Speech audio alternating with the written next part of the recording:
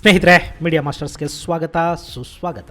ಗೆಳೆಯರೆ, Ukraine Russia ನಡುವಿನ ಸಂಘರ್ಷ ಮುಂದುವರಿತಾ ಇದೆ. ರಷ್ಯಾದ ಬೇಡಿಕೆಗಳನ್ನು ಈಡೇರಿಸದ ಹೊರತು ಅಥವಾ ರಷ್ಯಾದ ಮೇಲೆ ಸ್ವಿಫ್ಟ್ ಬ್ಯಾನ್ ನಂತಹ ಕಠಿಣ ಕ್ರಮಗಳನ್ನು ಕೈಗೊಂಡು ವಿಶ್ವಸಂಸ್ಥೆ ಮಧ್ಯಸ್ಥಿಕೆಯನ್ನು ವಹಿಸದ ಹೊರತು ಈ ಸಂಘರ್ಷ ನಿಲ್ಲೋ ಸೂಚನೆಗಳು ಕಾಣ್ತಾ ಇಲ್ಲ. ಈ ಮಧ್ಯೆ ಉಕ್ರೇನ್ನ ರಾಜಧಾನಿ ಕ್ಯೂ ಮೇಲೆ ಕೂಡ ದಾಳಿಗಳು ನಡೆದಿವೆ ಅಂತ ಉಕ್ರೇನ್ ಹೇಳ್ಕೊಂಡಿದೆ. ಹಾಗೇನೆ ಚರ್ನೋಬಿಲ್ ಅಣುಸ್ಥಾವರವನ್ನ ರಷ್ಯನ್ ಸೇನೆ ವಶಪಡಿಸಿಕೊಂಡಿರೋ ಮಾಹಿತಿಗಳು ಬರ್ತಾ ಇವೆ. ಇಲ್ಲಿವರೆಗೆ ಸುಮಾರು 140ಕ್ಕೂ ಹೆಚ್ಚು ಉಕ್ರೇನಿ ಸೈನಿಕರು ಹಾಗೂ ನಾಗರಿಕರು ಸಾವಿಗೀಡಾಗಿದ್ದಾರೆ.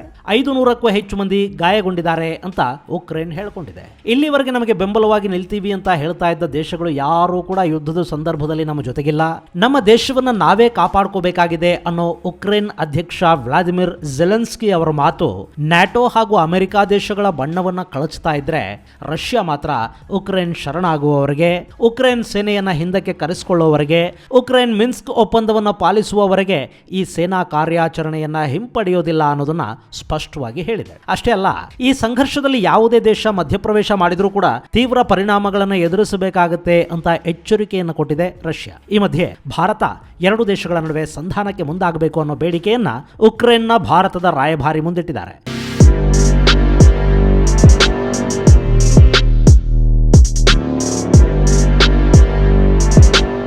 ಕೌಟಿಲ್ಯನ ಕಾಲದಿಂದಲೂ ರಾಜನೀತಿಯಲ್ಲಿ ಪಳಗಿದ ಭಾರತ ಇಡೀ ಪಾಶ್ಚಾತ್ಯ ಜಗತ್ತು ನಾಗರಿಕತೆಗೆ ತೆರೆದುಕೊಳ್ಳುವ ಮುನ್ನವೇ ಅತ್ಯದ್ಭುತ ನಾಗರಿಕತೆಯ ತವರಾಗಿದ್ದ ಭಾರತ, ಆಲಿಪ್ತ ನೀತಿಯನ್ನು ಅನುಸರಿಸುತ್ತಾ ಜಗತ್ತಿನ ಆಲಿಪ್ತ ರಾಷ್ಟ್ರಗಳ ನಾಯಕನಾಗಿದ್ದ ಭಾರತ ಈಗ ರಷ್ಯಾದ ಮನವೊಲಿಸಿ ಈ ದಾಳಿಯನ್ನ ನಿಲ್ಲೋ ಹಾಗೆ ಮಾಡಬೇಕು ಅಂತ ಉಕ್ರೇನ್ನ ಭಾರತೀಯ ರಾಯಭಾರಿ ಮನವಿ ಮಾಡಿಕೊಂಡಿದ್ದಾರೆ. ಆದರೆ ಈ ಬಗ್ಗೆ ಭಾರತ ಯಾವ ಪ್ರತಿಕ್ರಿಯೆಯನ್ನು ಕೊಟ್ಟಿಲ್ಲ. ಈ ಮಧ್ಯೆ ಪುತಿನ್ ಜೊತೆ ಮಾತುಕತೆ ನಡೆಸಿರುವ ಭಾರತದ ಪ್ರಧಾನಿ ನರೇಂದ್ರ ಮೋದಿ ಉಕ್ರೇನ್ನಲ್ಲಿನ ಭಾರತೀಯರ ರಕ್ಷಣೆಯ ಬಗ್ಗೆ ಮಾತಾಡಿದ್ದಾರೆ ಅನ್ನೋ ಮಾಹಿತಿ. ಈ ಮಧ್ಯೆ ಈ ಸಂಘರ್ಷ ಇಡೀ ವಿಶ್ವದ ಆರ್ಥಿಕತೆಯ ಮೇಲೆ ಕೂಡ ಒಂದಷ್ಟು ಪರಿಣಾಮಗಳನ್ನು ಬೀರುತ್ತೆ. ಹಾಗೇನೆ ಭಾರತದಲ್ಲಿ ಈಗಾಗಲೇ ಯುದ್ಧದ ಪರಿಣಾಮಗಳನ್ನು ನಾವು ನೋಡ್ತಾ ಇದ್ದೀವಿ. ಹಾಗಾದ್ರೆ ರಷ್ಯಾ ಉಕ್ರೇನ್ ಯುದ್ಧ ಭಾರತದ ಮೇಲೆ ಯಾವೆಲ್ಲ ಪರಿಣಾಮಗಳನ್ನು ಬೀರುತ್ತೆ, ಇಲ್ಲಿನ ಆರ್ಥಿಕತೆಯ ಮೇಲೆ ಉಂಟಾಗಲಿರುವ ದುಷ್ಪರಿಣಾಮಗಳೇನು ಅನ್ನೋ ಬಗ್ಗೆ ಒಂದಷ್ಟು ಮಾಹಿತಿಯನ್ನಿಲ್ಲಿ ನೋಡೋಣ.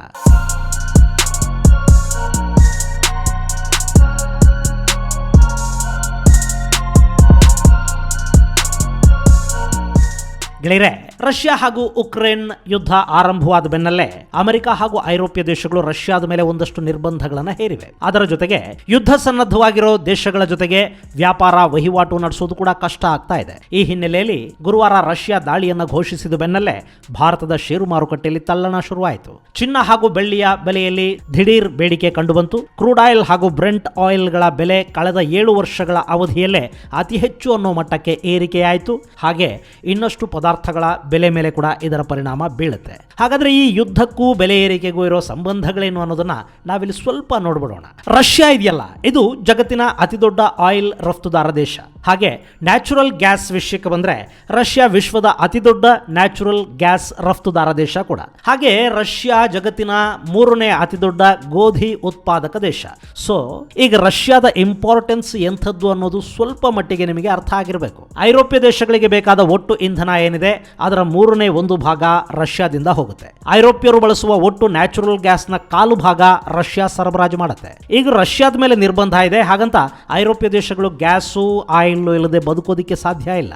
ಹೀಗಾಗಿ ಅವರು ಸಹಜವಾಗಿ ಜಗತ್ತಿನ ಇನ್ನಿತರ ಇಂಧನ ಸರಬರಾಜು ದೇಶಗಳ ಕಡೆಗೆ ನೋಡ್ತಾರೆ. ಇಲ್ಲಿ ಡಿಮ್ಯಾಂಡ್ ಹೆಚ್ಚಾಗಿ ಸಪ್ಲೈ ಕಡಿಮೆ ಆಗೋದ್ರಿಂದ ಸಹಜವಾಗಿ ಬೆಲೆ ಹೆಚ್ಚಾಗ್ತಾ ಹೋಗುತ್ತೆ. ಅದು ಈಗಾಗಲೇ ನಮಗೆ ಗೊತ್ತಾಗ್ತಾ ಇದೆ. ಕ್ರೂಡ್ ಹಾಗೂ ಬ್ರೆಂಟ್ ನ ಬೆಲೆ $100 ರಿಂದ $112 ವರೆಗೆ ತಲುಪಿದೆ. 2014 ನಂತರ ಕಚ್ಚಾ ತೈಲದ ಬೆಲೆ ಇಷ್ಟೊಂದು ಏರಿಕೆ ಆಗ್ತಾ ಇರೋದು ಇದೇ ಮೊದಲು. ಇಂಥ ಸಂದರ್ಭಗಳಲ್ಲಿ ಒಪೆಕ್ ದೇಶಗಳು ಆಯಿಲ್ ಪ್ರೊಡಕ್ಷನ್ ಅನ್ನ ಜಾಸ್ತಿ ಮಾಡಬೇಕು. ಆದ್ರೆ ಅವ್ರು ಯಾಕೆ ಅದನ್ನು ಮಾಡ್ತಾರೆ? ಲಾಭ ಹೆಚ್ಚು ಮಾಡ್ಕೊಳ್ಳೋ ಸಂದರ್ಭ ಬಂದಾಗ ಅದನ್ನು ಯಾರ ತಾನೇ ಕೈ ಬಿಟ್ಕೊಂಡು ಸುಮ್ಮನೆ ಕೂತ್ಕೋತಾರೆ ಹೇಳಿ? ಹೀಗಾಗಿ ಸಹಜವಾಗಿ ಆಯಿಲ್ ಬೆಲೆ ಜಾಸ್ತಿ ಆಗ್ತಾ ಹೋಗುತ್ತೆ.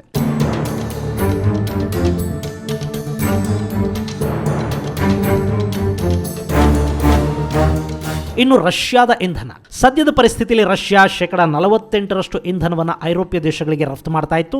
ಹಾಗೆ 35% ಚೀನಾಗೆ ರಫ್ತು ಮಾಡ್ತಾ ಇತ್ತು. ರಷ್ಯಾದ ಅತಿದೊಡ್ಡ ಖರೀದಿದಾರ ದೇಶವಾಗಿದ್ದು ಚೀನಾನೇ. ಈಗ ಚೀನಾಗೆ ಮಾಡೋ ಸಪ್ಲೈ ಹಾಗೆ ಮುಂದುವರಿಯುತ್ತೆ. ಆದ್ರೆ ಭಾರತ ರಷ್ಯಾದಿಂದ ಅತಿ ಕಡಿಮೆ ಇಂಧನವನ್ನು ಆಮದು ಮಾಡಿಕೊಳ್ಳುತ್ತೆ. ರಷ್ಯಾದ ಒಟ್ಟು ರಫ್ತಿನ 1% ಮಾತ್ರ ಭಾರತ ತರಿಸ್ಕೊಳ್ತಾ ಇದೆ. ಯಾಕೆಂದ್ರೆ ನಮಗೆ ರಷ್ಯಾದಿಂದ ಕ್ರೂಡ್ ಆಯಿಲ್ ತರಿಸ್ಕೊಳ್ಳೋದಕ್ಕೆ 2 ಸಮಸ್ಯೆಗಳಿವೆ. ಒಂದು, ರಷ್ಯಾದ ಹೆವಿ ಕ್ರೂಡ್ ಅನ್ನು ಸಂಸ್ಕರಿಸುವ ವ್ಯವಸ್ಥೆ ಭಾರತದಲ್ಲಿ ಕಡಿಮೆ ಇದೆ, ಹಾಗೆ ಅದರ ಟ್ರಾನ್ಸ್ಪೋರ್ಟೇಷನ್ ವೆಚ್ಚ ಕೂಡ ನಮಗೆ ಹೆಚ್ಚಾಗುತ್ತೆ. ಹೀಗಾಗಿ ನಾವು ಕ್ರೂಡ್ ಆಯಿಲ್ ವಿಷಯದಲ್ಲಿ ರಷ್ಯಾದ ಮೇಲೆ ಹೆಚ್ಚು ಅವಲಂಬಿತರಾಗಿಲ್ಲ.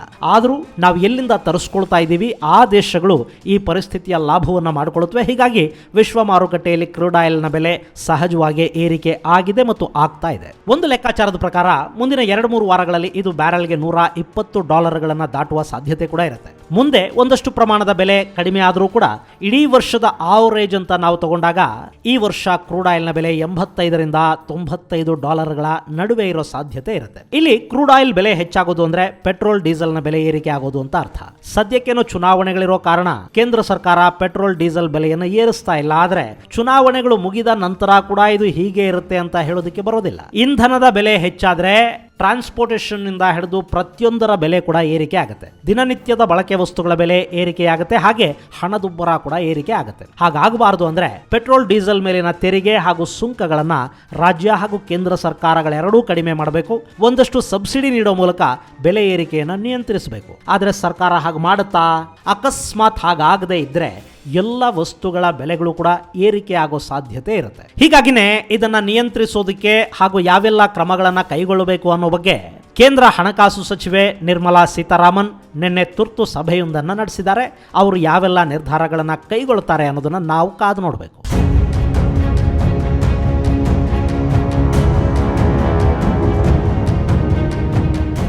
ಇನ್ನು ಎರಡನೇದು ಎಡಿಬಲ್ ಆಯಿಲ್. ನಾವು ಏನೇ ಕೃಷಿ ಪ್ರಧಾನ ದೇಶ ಅಂತ ಹೇಳ್ಕೊಂಡ್ರೂ ಕೂಡ ಎಣ್ಣೆ ಕಾಳುಗಳ ಉತ್ಪಾದನೆಯಲ್ಲಿ ಸಾಕಷ್ಟು ಪ್ರಗತಿಯನ್ನ ಕಾಣೋದಕ್ಕೆ ನಮಗೆ ಸಾಧ್ಯ ಆಗಿಲ್ಲ. ಪಾಮ್ ಆಯಿಲ್, ಸೂರ್ಯಕಾಂತಿ ಎಣ್ಣೆಗಳನ್ನ ಭಾರತ ಹೊರದೇಶಗಳಿಂದ ಆಮದು ಮಾಡಿಕೊಳ್ಳುತ್ತೆ. ಅದರಲ್ಲೂ ನಾವು ಅತಿ ಹೆಚ್ಚು ಸೂರ್ಯಕಾಂತಿ ಎಣ್ಣೆಯನ್ನ ಉಕ್ರೇನ್ ನಿಂದ ತರಿಸ್ಕೊಳ್ತೀವಿ. ಉಕ್ರೇನ್ ಜೊತೆಗೆ ಭಾರತ ಪ್ರತಿ ವರ್ಷ ಸುಮಾರು $3 ಬಿಲಿಯನ್ ವ್ಯವಹಾರ ಮಾಡುತ್ತೆ. ಆ ಪೈಕಿ ನಾವಲ್ಲಿಗೆ ಔಷಧಗಳನ್ನ, ಮೊಬೈಲ್ ಫೋನ್ಗಳನ್ನ ಅತಿ ಹೆಚ್ಚಾಗಿ ಎಕ್ಸ್ಪೋರ್ಟ್ ಮಾಡ್ತೀವಿ. ಕಳೆದ ಏಪ್ರಿಲ್ ನಿಂದ ಡಿಸೆಂಬರ್ ವರೆಗೆ ಭಾರತ ಉಕ್ರೇನ್ಗೆ ಮಾಡಿರುವ ಎಕ್ಸ್ಪೋರ್ಟ್ ನ ಮೌಲ್ಯ $372 ಮಿಲಿಯನ್. ಹಾಗೆ ಅಲ್ಲಿಂದ ನಾವು ಅದೇ ಅವಧಿಯಲ್ಲಿ ಮಾಡಿಕೊಂಡಿರೋ ಇಂಪೋರ್ಟ್ ನ ಮೌಲ್ಯ $2 ಬಿಲಿಯನ್. ಉಕ್ರೇನ್ ನಿಂದ ನಮಗೆ ಅತಿ ಹೆಚ್ಚಾಗಿ ಸೂರ್ಯಕಾಂತಿ ಎಣ್ಣೆ ಹಾಗೂ ಯೂರಿಯಾ ಬರುತ್ತೆ. ಈಗ ಉಕ್ರೇನ್ ಯುದ್ಧಗ್ರಸ್ತ, ಅಲ್ಲಿಂದ ಕಾರ್ಗೋಗಳು ಬರ್ತಾ ಇಲ್ಲ. ಹೀಗಾಗಿ ಭಾರತದಲ್ಲಿ ಸೂರ್ಯಕಾಂತಿ ಎಣ್ಣೆಯ ಬೆಲೆ ಏರಿಕೆಯಾಗುವ ಸಾಧ್ಯತೆ ಇರುತ್ತೆ. ಇನ್ನು ಭಾರತ ಹಾಗೂ ರಷ್ಯಾದ ನಡುವಿನ ವ್ಯಾಪಾರ ವ್ಯವಹಾರಗಳ ವಿಷಯಕ್ಕೆ ನಾವು ಬರೋದಾದ್ರೆ, ರಷ್ಯಾ ಭಾರತದ 25ನೇ ಅತಿ ದೊಡ್ಡ ವ್ಯಾಪಾರ ಪಾಲುದಾರ ದೇಶ. ಇಲ್ಲಿ ಕೂಡ ನಾವು ರಷ್ಯಾಗೆ ಮಾರಾಟ ಮಾಡೋದಕ್ಕಿಂತ ರಷ್ಯಾದಿಂದ ನಾವು ತರಿಸ್ಕೊಳ್ಳೋದೇ ಹೆಚ್ಚಾಗಿದೆ. ಕಳೆದ ಬಾರಿಯ ಲೆಕ್ಕಾಚಾರಗಳನ್ನು ನೋಡೋದಾದ್ರೆ ನಾವು ಸುಮಾರು $2.5 ಬಿಲಿಯನ್ ರಷ್ಯಾಗೆ ರಫ್ತು ಮಾಡಿದೀವಿ. ಹಾಗೇನೆ ರಷ್ಯಾದಿಂದ ನಾವು $5.48 ಬಿಲಿಯನ್ ಮೌಲ್ಯದ ವಸ್ತುಗಳನ್ನು ಆಮದು ಮಾಡ್ಕೊಂಡಿದ್ದೀವಿ. ರಷ್ಯಾಗೆ ಭಾರತ ಟೀ ಮಾರಾಟ ಮಾಡುತ್ತೆ, ಹಾಗೆ ಔಷಧಗಳನ್ನು ರಫ್ತು ಮಾಡುತ್ತೆ. ಮೊಬೈಲ್ ಫೋನ್ಗಳು ಕೂಡ ಭಾರತದಲ್ಲಿ ತಯಾರಾಗಿ ರಷ್ಯಾಗೆ ಹೋಗುತ್ತವೆ. ಹಾಗೆ ಅಲ್ಲಿಂದ ಒಂದಷ್ಟು ಕ್ರೂಡ್ ಆಯಿಲ್, ಕಲ್ಲಿದ್ದಲು ಹಾಗೂ ವಜ್ರಗಳನ್ನ ಭಾರತ ಆಮದು ಮಾಡಿಕೊಳ್ಳುತ್ತೆ. ಈಗ ಅಮೆರಿಕ ಸೇರಿದ ಹಾಗೆ ನಾನಾ ದೇಶಗಳು ರಷ್ಯಾದ ಮೇಲೆ ವಿಧಿಸಿರುವ ನಿರ್ಬಂಧ ಭಾರತ ಹಾಗೂ ರಷ್ಯಾದ ನಡುವಿನ ವ್ಯಾಪಾರಕ್ಕೆ ಯಾವ ತೊಂದರೆಯನ್ನು ಉಂಟು ಮಾಡೋದಿಲ್ಲ. ಯಾಕೆಂದ್ರೆ ಭಾರತ ವಿಶ್ವಸಂಸ್ಥೆಯ ನಿರ್ಬಂಧಗಳಿಗೆ ಮಾನ್ಯತೆ ಕೊಡುತ್ತೆ ಹೊರತು ರಾಷ್ಟ್ರಗಳು ಹೇರುವ ಏಕಪಕ್ಷೀಯ ನಿರ್ಬಂಧಗಳನ್ನ ಮಾನ್ಯ ಮಾಡೋದಿಲ್ಲ. ಹೀಗಾಗಿ ವ್ಯಾಪಾರಕ್ಕೆ ಯಾವ ತೊಂದರೆನೂ ಇಲ್ಲ. ಕೋಲ್ ಅಂದ್ರೆ ಕಲ್ಲಿದ್ದಲು ಆಮದು ಮುಂದುವರಿಯುತ್ತೆ. ಆದರೂ ಕೂಡ ಯುದ್ಧ ಸನ್ನದ್ಧ ಪರಿಸ್ಥಿತಿಯಲ್ಲಿ ಕಾರ್ಗೋಗಳು ಮೂವ್ ಆಗದೇ ಇದ್ರೆ ಕಲ್ಲಿದ್ದಲಿನ ಸಮಸ್ಯೆ ಉಂಟಾಗೋ ಸಾಧ್ಯತೆ ಇರುತ್ತೆ. ಅದಕ್ಕೆ ಬೇರೆ ವ್ಯವಸ್ಥೆಯನ್ನು ತುರ್ತಾಗಿ ಭಾರತ ಮಾಡಿಕೊಳ್ಬೇಕು. ಹಾಗಾಗದೇ ಇದ್ದಲ್ಲಿ ಪವರ್ ಕಟ್ ನಂತಹ ಸಮಸ್ಯೆಗಳು ಉಂಟಾಗುತ್ತವೆ. ಇದರಿಂದ ತೀವ್ರ ಸಂಕಷ್ಟಕ್ಕೀಡಾಗೋದು ಕೈಗಾರಿಕಾ ವಲಯ. ಹಾಗಾದಾಗ ಸಹಜವಾಗಿ ಉತ್ಪಾದನೆಯ ಮೇಲೆ ಹೊಡೆತ ಬೀಳುತ್ತೆ. ಅದು ಎಕ್ಸ್ಪೋರ್ಟ್ ಮೇಲೆ ಹಾಗೂ ದೇಶಿ ಮಾರುಕಟ್ಟೆಯ ಮೇಲೆ ಕೂಡ ಪರಿಣಾಮವನ್ನು ಬೀರುತ್ತೆ. ಇನ್ನು ಈ ಸಂಘರ್ಷದ ಕಾಲದಲ್ಲಿ ಚಿನ್ನದ ಬೆಲೆ ಸಹಜವಾಗಿ ಏರಿಕೆ ಆಗಿದೆ ಮತ್ತು ಆಗುತ್ತೆ. ಷೇರು ಮಾರುಕಟ್ಟೆಯಲ್ಲಿನ ಕುಸಿತ ಹಾಗೂ ಅಸ್ಥಿರತೆಯ ಪರಿಣಾಮ ಹೂಡಿಕೆದಾರರು ಸುರಕ್ಷಿತ ಹೂಡಿಕೆಗಳತ್ತ ಗಮನ ಕೊಡ್ತಾರೆ. ಅದರಲ್ಲಿ ಕ್ರೂಡ್ ಆಯಿಲ್, ಚಿನ್ನ ಹಾಗೂ ಡಾಲರ್ಗಳ ಮೇಲಿನ ಹೂಡಿಕೆ ಹೆಚ್ಚಾಗೋದ್ರಿಂದ ಅವುಗಳ ಬೆಲೆ ಏರಿಕೆ ಆಗ್ತಾ ಹೋಗ್ತಾ ಇದೆ.